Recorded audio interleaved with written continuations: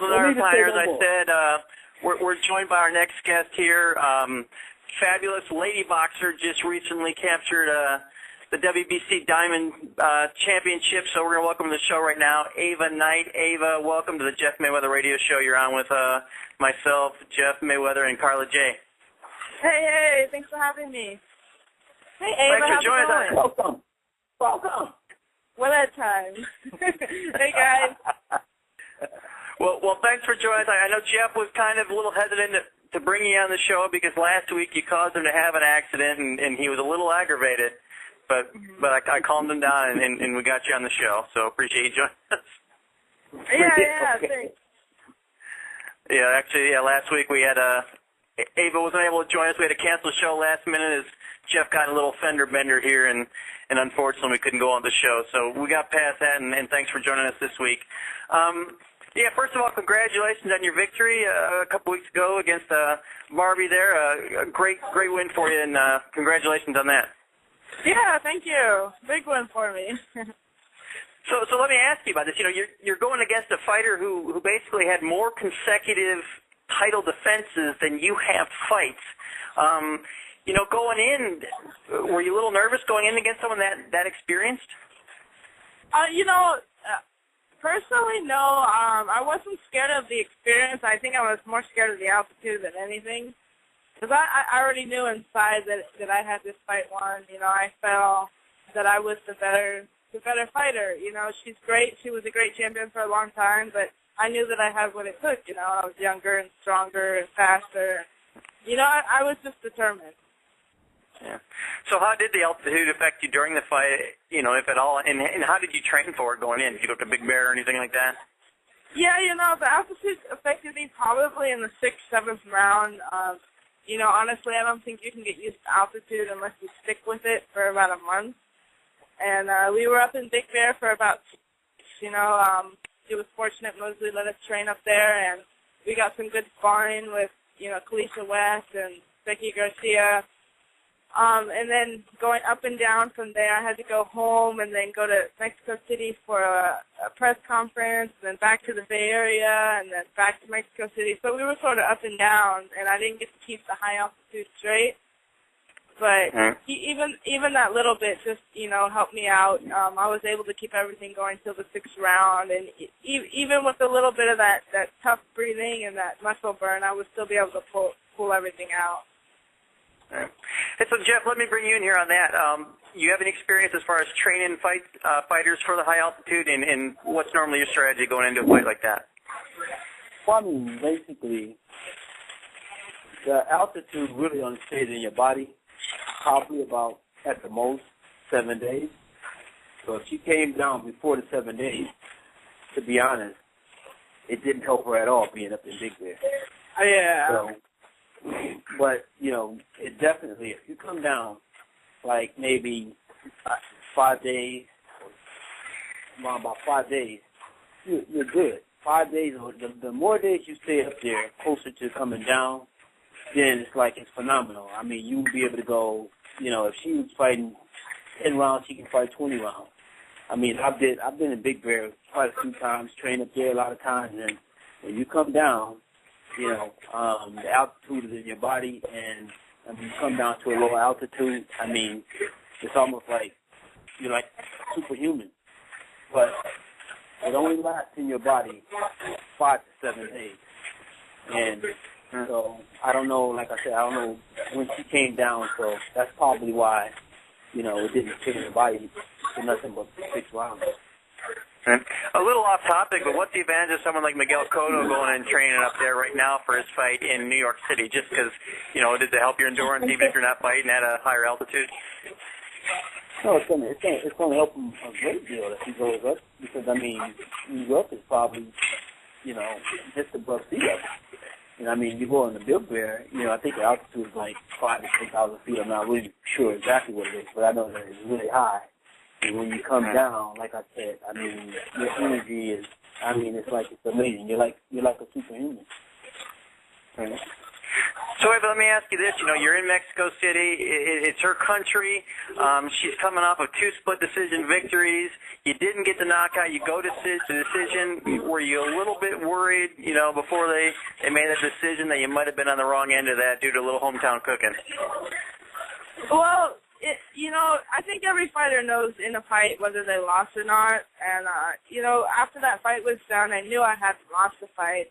And the worst thing that I felt that could happen is they give her a draw.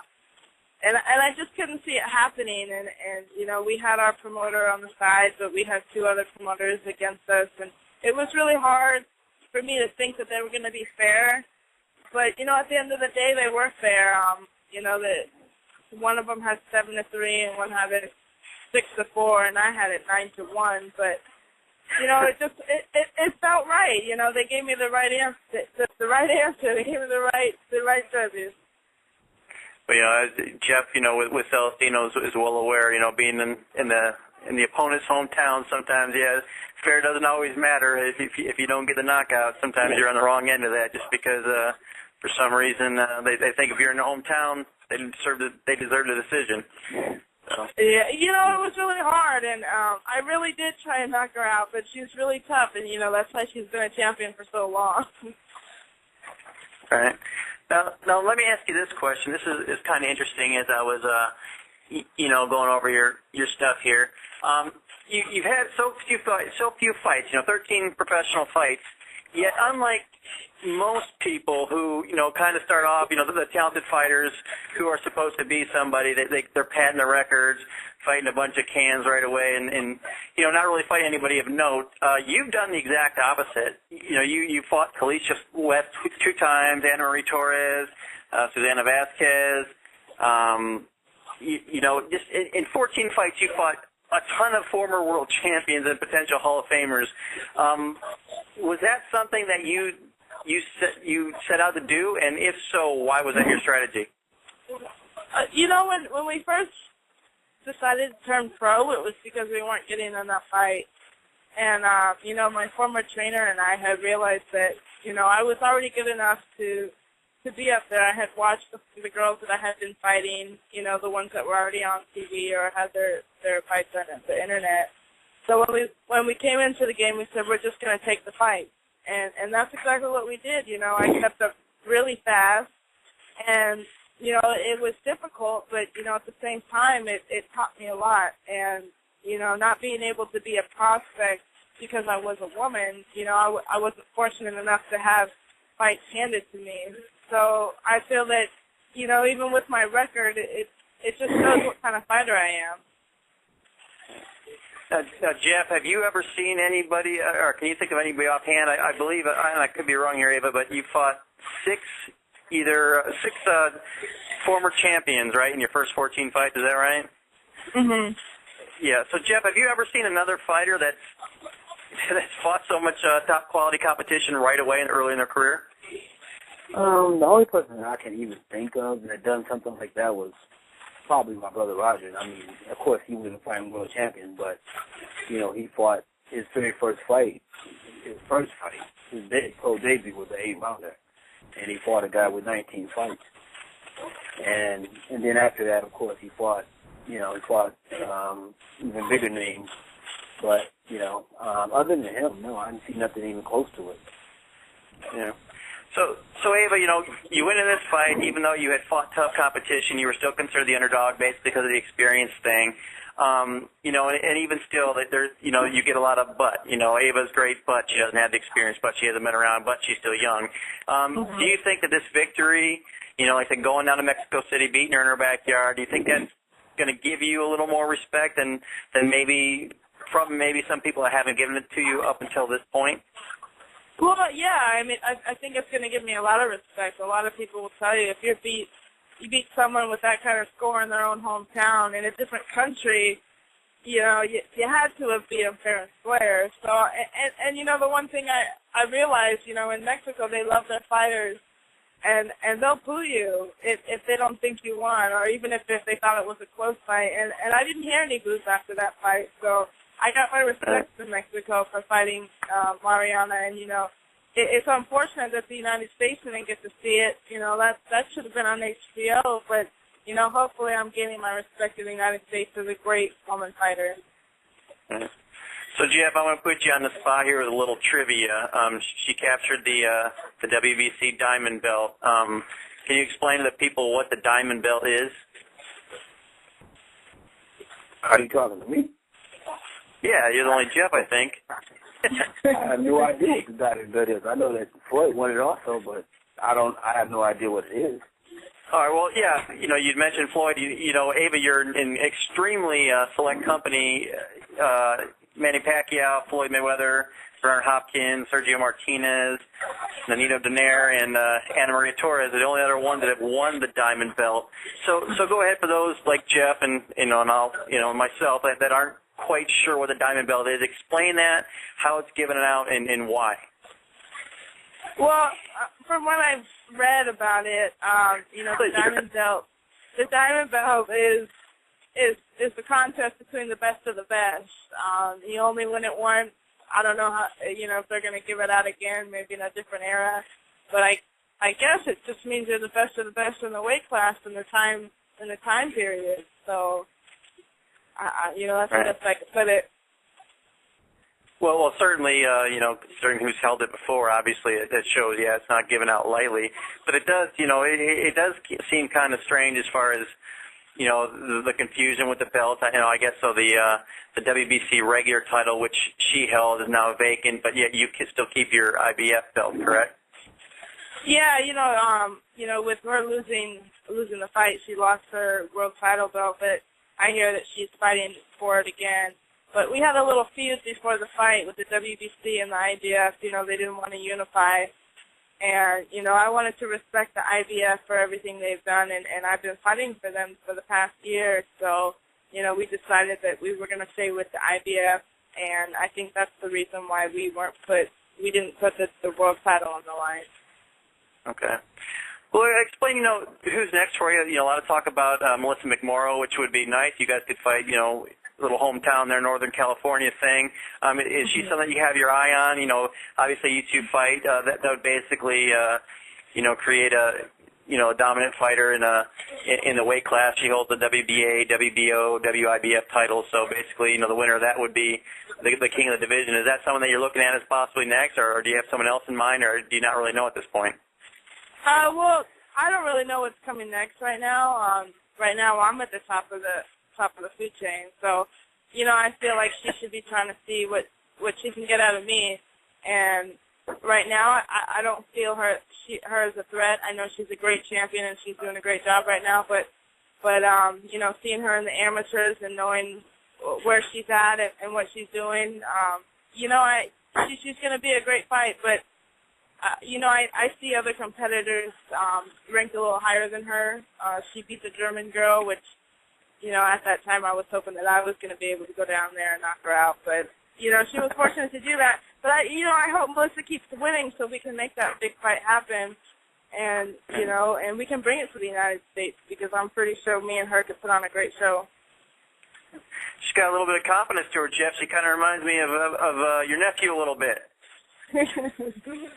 No, nothing wrong with that. I always try and keep it like, you know, I really don't try and be cocky. I feel like that's a real bad trait. I don't have pride in what I do. You know, I love what I do, and I'm confident in what I do, and I think that's what separates me from a lot of different other fighters. Well, you know, it's certainly impressive. Like I said, you know, in 14 fights, you fought basically the top of the food chain already. You know, a lot of people have you considered, you know, number 3 pound for pound. I saw a little thing on your Facebook wall. They have you number 5 pound for pound in Northern California behind some guy boxers there, and that's got to be pretty cool for you that you know, people are starting to take notice, and you know, at such a young age, you've accomplished so much already. You know, it's got to be hard not to toot your horn a little bit because you've accomplished so much. Yeah. So the other thing, you know, you see some people. I know Mia St. John's done it once. Jessica Rakoczy's done a little bit. MMA, is that something you ever thought about? It really seems to be hot with the women right now. Is that something you would ever consider in the future trying at some point? You know, have a little story, I guess. You know, I'm really not an MMA fan. I really do support all the women that are doing it, like Jessica Rakowski. You know, I actually watched that last fight, and I'm just gonna like tell the story of it. You know, we turned it on. Everybody made a big deal about it, and they were coming on TV. And I think the 2 fights before weren't all that, but you know, I think one ended up tapping out, and one got knocked out. But I watched that fight, and the girl she was going in with, and I think it lasted about 20 seconds or so. And the girl got an armbar, and you know how you just watch a boxing fight, and someone gets knocked out, and you're like, oh. I watched that fight with her, and once she got that armbar and the girl tapped out, I was almost like, that's it?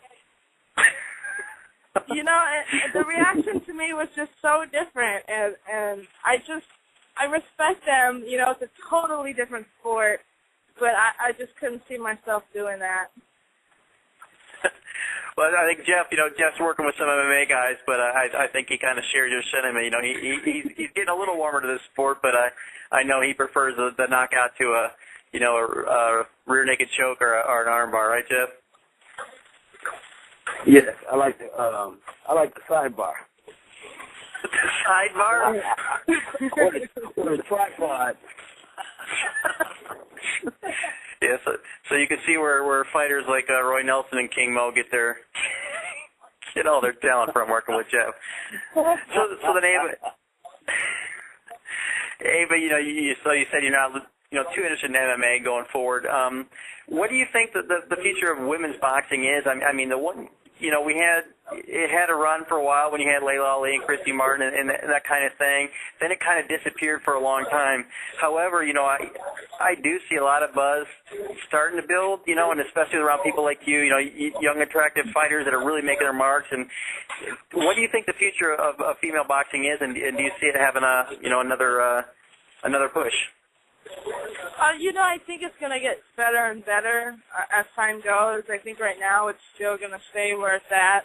I don't feel promoters feel that there's money in it yet. Even with Clarissa Shields winning, she's still not turning pro, so, that doesn't help the professionals out one bit. Because I guess, the eye has been on the amateurs since the Olympics, which is great. That's where we all start out.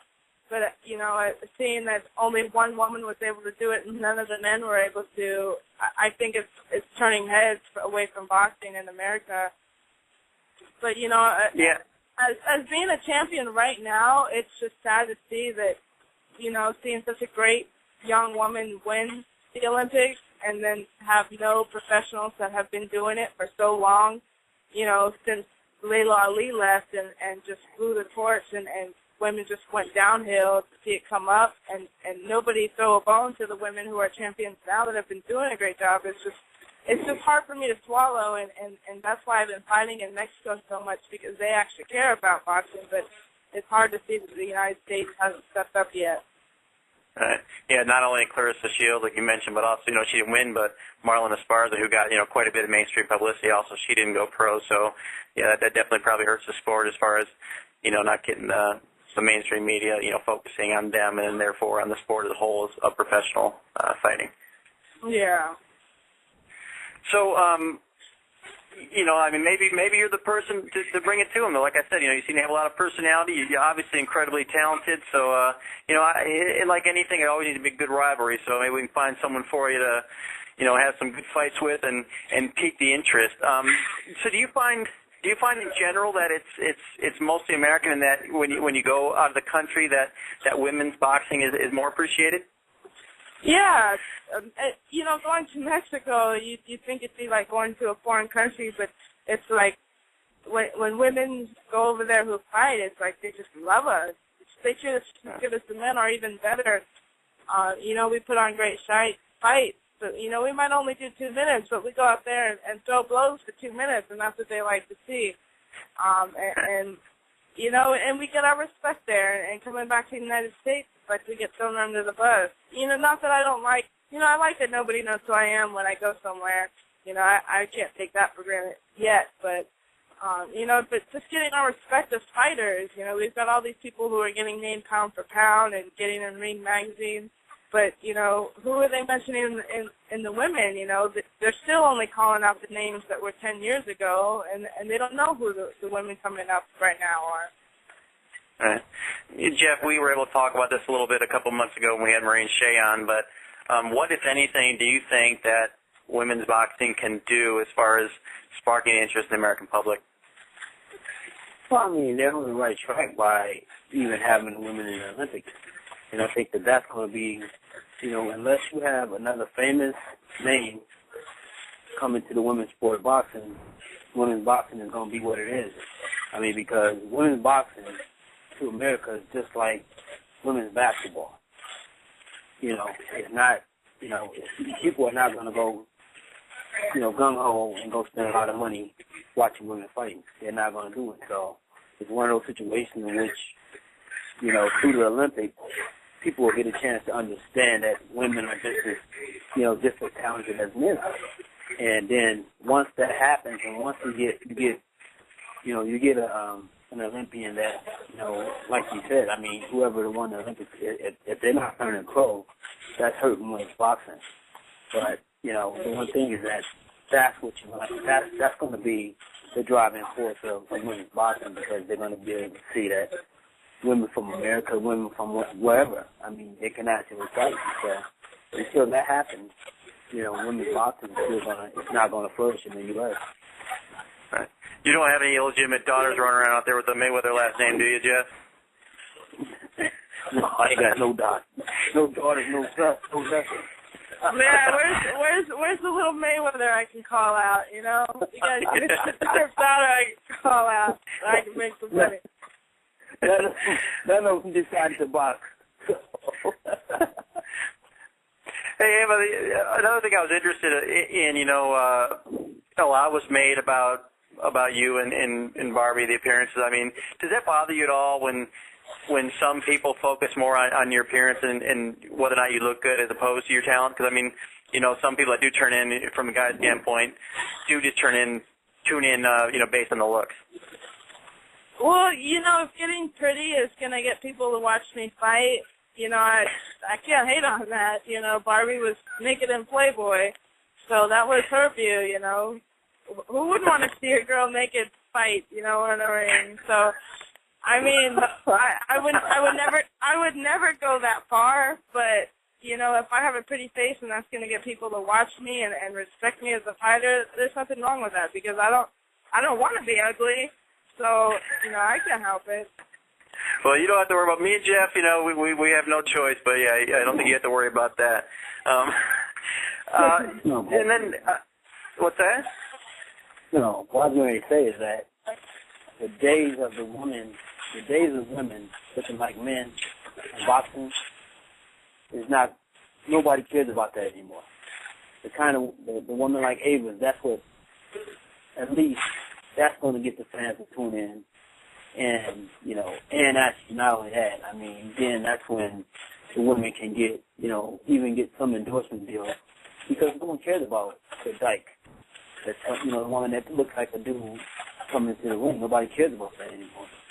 So, I mean, right now, this is what women's boxing has to be. It has to. The women have to look good. Well, anybody doesn't want to see them. Nobody cares about the guy. The guy beating up the woman that looks good. Nobody cares about that anymore. So she's going, you know, basically where she's at right now is where boxing is headed. Right. Well, you know, it's kind of a tough thing because, you know, on the one hand, you know, you look at someone like Layla Ali because of her looks and obviously her talent and her name, but, you know, she was able to become so much more than just a boxer. And like you said, you know, it's you know, people want to look at someone. Don't get me wrong. Don't get me wrong. Of course, everybody was just waiting for her to be successful because of her name. You know, don't get me wrong, she lived up to it, and she carried the torch great. She carried the name great.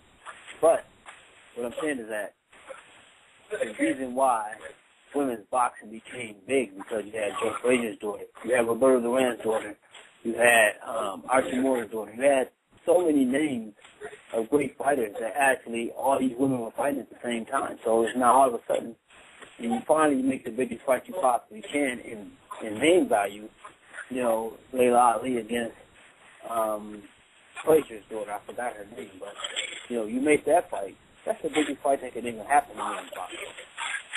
And don't get me wrong. I mean, of course, Layla did it. Layla was a great fighter. I mean, I take my hat off to her because she was a woman that had no boxing experience at all. But the women today are way better than I think the women were at that time. And even where Layla Ali was, there's a lot of women right now that are way better than she is. I mean, don't get me wrong, and that may be true, but that woman ain't never going to see the money that Layla Ali made. Yeah, we all weren't blessed with that name. Exactly. Exactly. That's what I was saying. I wasn't saying that there aren't women that are better. I was just saying that, because of her name, all she had to do was carry the torch.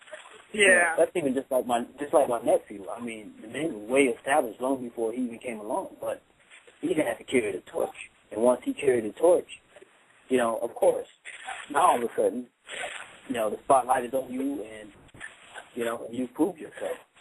And that's what happened with Layla. I mean, she proved herself, and she actually walked away from the sport. And because she was already in Ali, and of course it helped that she was attractive, that she got many endorsement deals right after that. And that's something that maybe even you can get. You're a very attractive young woman, so I mean, maybe at some point in time in your career, I mean, you may start getting endorsements, and that's where probably a lot of your money will come from, rather than from boxing. Yeah. What are you, Jeff? Are you in a bowling alley or something? Hey, me? You. Carla. Is that Carla? Carla, is that you? He's on mute. What? No. Carla's on mute. My phone was on mute. No, so anyway, yeah, I'm going to bring you in here in a second, Carl. Cause, last thing I want to say about that, Ava, is just, whether it's enforced or not, it does seem like ultimately, the endorsement money and the big bucks fighting does come, not only from the talent but from the appearance as well. So, like I said, people like Layla Ali and that kind of thing, and in MMA, you have the Gina Carano's and that kind of thing. So ultimately, they do go hand in hand, but it doesn't hurt when you have your talent, and that can take you to the next level. Yeah. All right. So, hey, Carla, so you've been on there, not on mute for so long. You want to jump in here and ask something? Oh, I can double dutch in there now. Hey, how's it going, Ava? Good. How you doing? I'm doing fine. I have a question because I heard you earlier saying that you doing more boxing in Mexico than you are the States because, they have a little more enthusiasm about the sport. We'll put it that way. Is it more lucrative with you doing, more fights over there in Mexico than it is in the States? What do you mean? Do you pay more? Yeah, do you get paid more? Yeah, in Mexico because the people are definitely more supportive than they are in the States. How does it fare for you? In the States, I was getting paid garbage, and now that I have a great promoter in Mexico, and even in Mexican, pesos, I'm still getting paid. I'm getting paid great now. I'm not making what I should be, but I'm getting paid enough to feed myself and be comfortable and pay my bills. So to me, that's all I need. Mhm. And are you doing anything? Where do you see yourself in, or how long? What about longevity? Where do you see your career in the next 5 years or so? Well, boxing right now to me is number one. I quit everything. I even went kind of homeless for a little while trying to box because I felt like this is what I wanted to do. I couldn't be like the other women who were working and trying to box at the same time. So, I think this next 5 years, maybe up into maybe 6 or 7, I'm just going to work hard to stay number one and just try and make a point to people in the United States that women can fight. That's my main goal. Mm-hmm. Now, you said earlier that you kick ass. We know that. We see that. Now, I want to talk about your preparation for your fights. Do you spar with other females? Because there's not very many females that you can pretty much get in the gym with at any given time. Do you spar with females or males? This fight was actually the first time I ever sparred some females before a fight. But when we hit Mexico 10 days before the fight, I was sparring a man, you know, and I mostly that's what I do. Mm-hmm.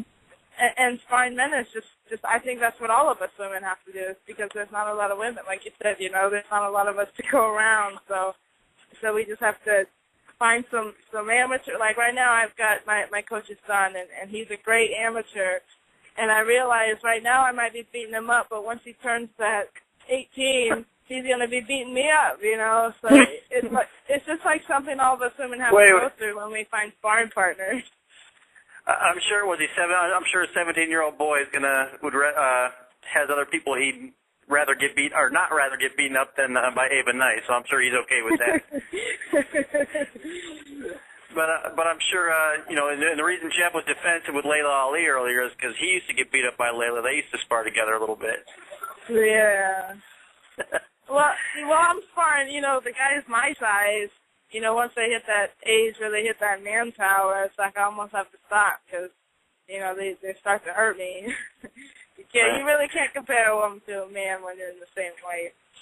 Mm-hmm. So Jeff, have you ever? I'm not sure. Have you ever trained a woman? And how would you feel like training someone like Ava? I mean, it said she basically went homeless to be a boxer. I mean, how cool is that? I mean, showing that she had the drive and the dedication to do it. So, have you ever trained a female boxer before? And how would you like to work with someone like her if the opportunity ever presented itself? Yeah, I mean, I trained Jessica McCarthy. I trained Jessica for the first 3 years of her career. I trained I trained Larissa Rivas. So I mean, I've trained quite a few girls, you know. So I mean, I trained what's her name, Lashana. I forgot what's Lashana's last. I don't know her last name, but anyway, she only fought one professional fighter, I think. So no, I had no problem training women. I mean, to be honest, women are easier to train than men because men have a preconceived notion of knowing something and they don't. You know, women, you can basically turn them into what it is you're trying to do because they listen.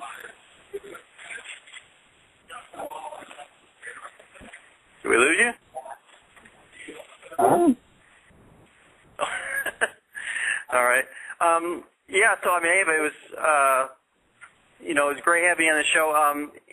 As far as, like, the social media and that kind of stuff, I know we don't want to go to avanight.com. I Google it. You don't want to go there, but as far as other stuff, that would not be the Ava Knight you guys would be looking for. Well, maybe it is, but not the Ava Knight that's on the phone now. Case. Yeah. As far as other things, where can the folks keep up with you on social media and that kind of thing? You can follow me on Twitter at Ava_Knight and Facebook.com/officialavannight. And my website is officialavanight.com. I do it myself. It's a little behind in the news, so if you do go look at it, it will be maybe a fight behind. But, that's where I'm at. All right, and then just as far as, your future goes, I guess you don't have anything right now, but what are you looking for in the immediate future, and then where can folks expect to see you in the near going? My hope is just to keep fighting the top girls. When I run out of flyweight girls, I'm going to move up and find the next weight class of girls. Just like my record from the beginning, I'm going to keep them top class and make a name for myself. Yeah. Carla, do you have anything else for Ava before we wrap up the show? You know what? I do have another question for Ava because you've accomplished a lot, in your career thus far. But, at what point, during the course of your career did you feel like you finally, kind of legitimized yourself as a fighter? Was it after you had, was it any particular fight that you had, completed, or at what point was it that you felt like you legitimized yourself? For myself, I always felt like I was going to be a great fighter. It's hard to say which fight it was. I think after I lost and I realized that I had fought 10 rounds hurt and not training for 2 weeks and still did my 10 rounds, and I thought that the cards were off. But actually after losing, I think that's when I legitimized myself because I realized that even with all that I had done or hadn't done for that fight, I still made it through, and Anna Maria is top of the class, and she's going in the books for the Hall of Fame or in the WBC. So, finding someone like that and still coming out feeling like a winner, that's what it was. Right on. Good. Well, I appreciate you taking the time out to talk to us. I mean, it was, and giving us like really candid answers. I was actually going through your Twitter page, and I saw the poster with Floyd Mayweather standing there, and you said, Floyd, I'm coming for you. Well, everybody's calling out Floyd today, Jeff. We had Leonardo Tyner calling him out. Now we got Ava calling him out. Like, that's what I'm talking about. Yeah, I'm coming. Everybody wants to call out Floyd to make that money, and so that's why I did it. I'm calling Floyd out right now. I want my 12 rounds. But for that paycheck, I'll call him out right now too. I promise I'll give him everything I have for the 5 seconds the fight lasts, and I'll be happy to collect my paycheck. So yeah, Ava, anything else you want to add to the folks, listening to your fans? I just want to say hi and thank you to all the fans that follow female boxing and know who I am and have looked me up. And give a shout out to my trainer, Ben Batista, and Kareem Mayfield, who just won on HBO out of the same gym. And my promoter, Hector Garcia, is doing a great job with my career right now. And actually, I think Kareem was on our ATG radio yesterday with our sister show there with Frank Stea yesterday. So, we really appreciate you joining us, and anything we can do to support you. A big fan of yours, and we'd love to have you back on the show before or after your next victory, and we'll be sure to do plenty on the site for you, and keep the people aware of who you are and build your name out the best we can. Yeah, thank you. Thanks for having me. All right. Well, you take care, Ava, and thanks so much for joining us. We look forward to talking to you again soon. All right. All right, thanks. All right, so that was Ava Knight. Like I said, she a little bit of shade of Floyd there. With the confidence was always great to see. Jeff, what do you think? Yeah. Oh, I forgot to let you dismiss her. I screwed up. I'm going to dismiss you. What's that? I'm going to dismiss you.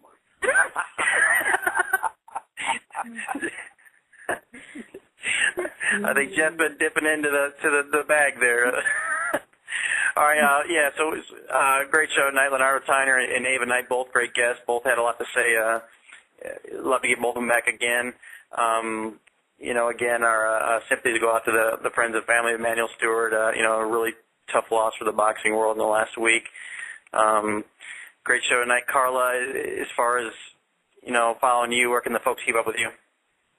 Definitely follow me on Twitter, Instagram. Both are the same, The Real Carla J, and that's Carla with the C, J-A, and also on Facebook at Carla J. Jeff, how about you? Where can the folks keep up with you?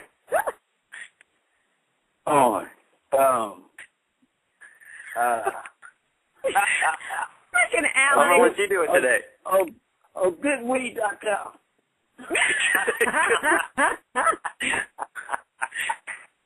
You probably smoking that weed when you got in a car accident last week, probably. The good thing you didn't drug test you, huh?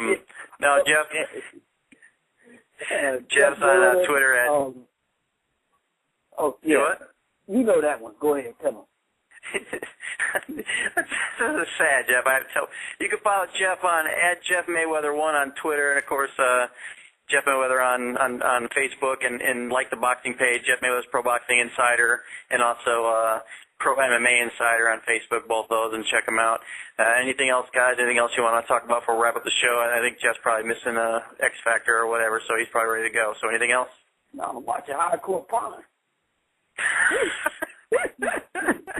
Was that pawn or porn? Was that an A or an O? That's his Texas accent coming out. It's porn might be better, but I'm watching porn right now. I'm gonna see if we can get Seth on the show, Jeff, for you. Ooh. Seth Gold. Well, you obviously not a big fan of the show if you don't know who Seth is. Yeah, that's the son. That's the son. Yeah, I know everybody on there. I like this show. I watch it every week. Every day. I mean, I'm only about three times a week. And, all right, guys. Anything else you want to add before we go? No, that's it. I want Jeff to send us off. All right. All right, we'll finish it up. Go ahead, Jeff. Send the show away. Bye. One more time. Bye.